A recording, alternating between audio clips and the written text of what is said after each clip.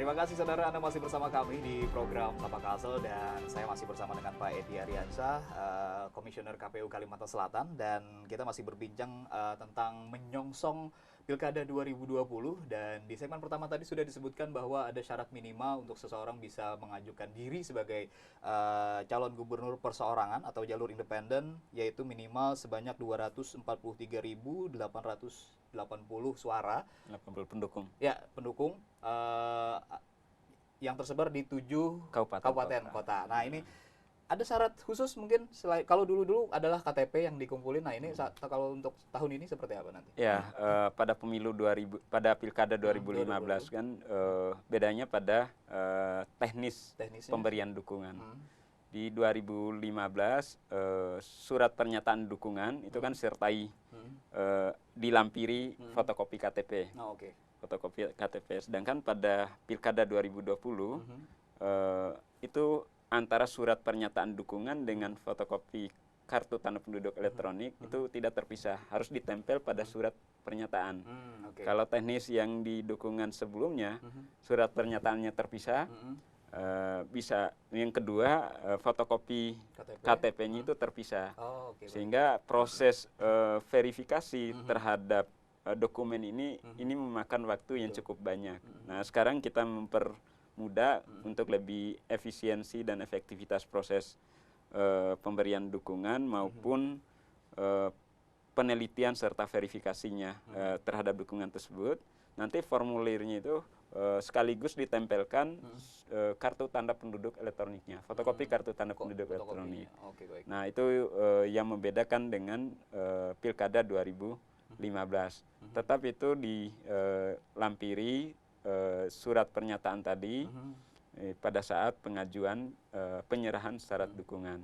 Okay. Nah, namun yang kita coba lebih penguatan adalah bagaimana setiap stakeholder atau para pihak yang ingin mengajukan diri sebagai pasangan calon perseorangan tentu memastikan setiap proses pemberian dukungan itu tidak melanggar ketentuan-ketentuan. Misalnya ada pemalsuan terhadap surat pernyataan. Baik. Karena tentu terhadap setiap dukungan yang diberikan KPU akan melakukan penelitian administrasinya, pengecekan apakah sudah sesuai antara surat pernyataan yang ditulis oleh pendukungnya dengan identitas yang tertuang dalam KTP.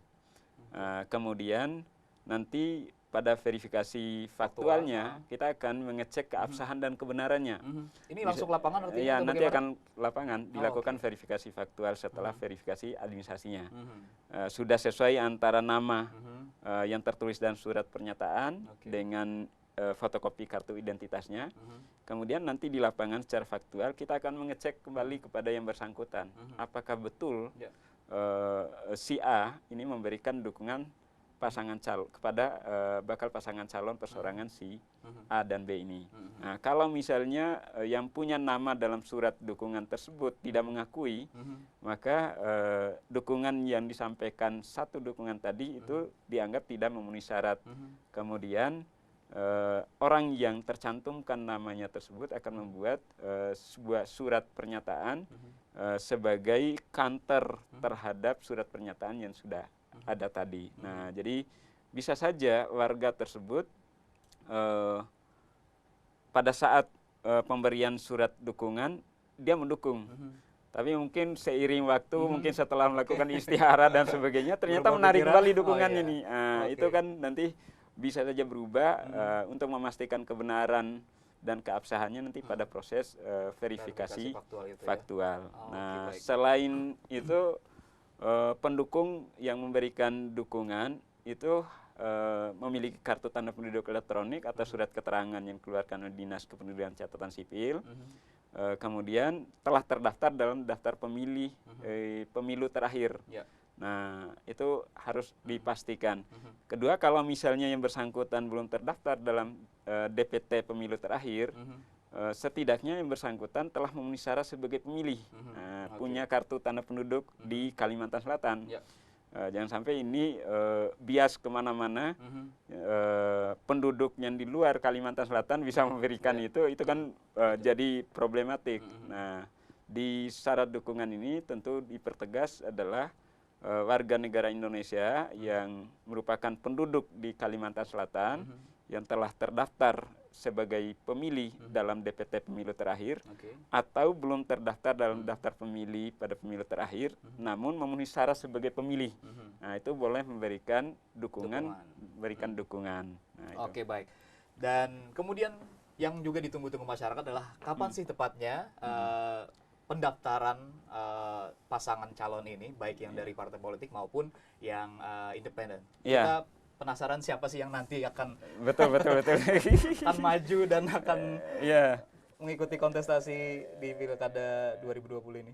Ya, baik. Memang untuk penyerahan syarat dukungan bagi pasangan calon perseorangan yang jalur independen ini mulai pada tanggal 8 Desember 2019. Jadi itu dia lebih awal ketimbang pasangan calon yang diusung oleh partai politik. Jadi dimulai dulu dengan penyerahan syarat dukungan, kemudian syarat dukungan tersebut diteliti, dilakukan penelitian secara administrasi oleh KPU, kemudian dilakukan verifikasi faktual. Setelah semua proses ini berakhir, baru dilakukan proses pendaftaran. Proses pendaftaran, jadi dua hal yang berbeda ini untuk pasangan calon perseorangan. Pertama, dia harus penuhi dulu syarat dukungan. Syarat awal itu syarat awal. Nah, kemudian nanti pada saat pendaftaran itu persyaratan sebagai calon. Ibaratnya syarat dukungan ini sebagai kendaraan yang bersangkutan ketika ingin maju sebagai pasangan calon, yang berbeda dengan pasangan calon yang diusung oleh partai politik. Kalau yang diusung oleh partai politik kan sudah punya partai politik sebagai kendaraannya. Nah, rangkaian penyerahan syarat dukungan itu kan berlangsung nanti mulai pada tanggal 8 Desember 2019 dan paling lambat berakhir pada tanggal 3 Maret 2020. Nah, jadi ada rangkaian waktu yang lumayan panjang, sekitar 4 bulan ya, kurang lebih 3 bulan sekian, 3 bulan lebih perseorangan untuk menyerahkan syarat dukungan. Kita tahan dulu sampai Maret 2020. Kita akan lanjutkan ke segmen terakhir, Pak. Dan tetaplah saudara di program Sapa Kalsel.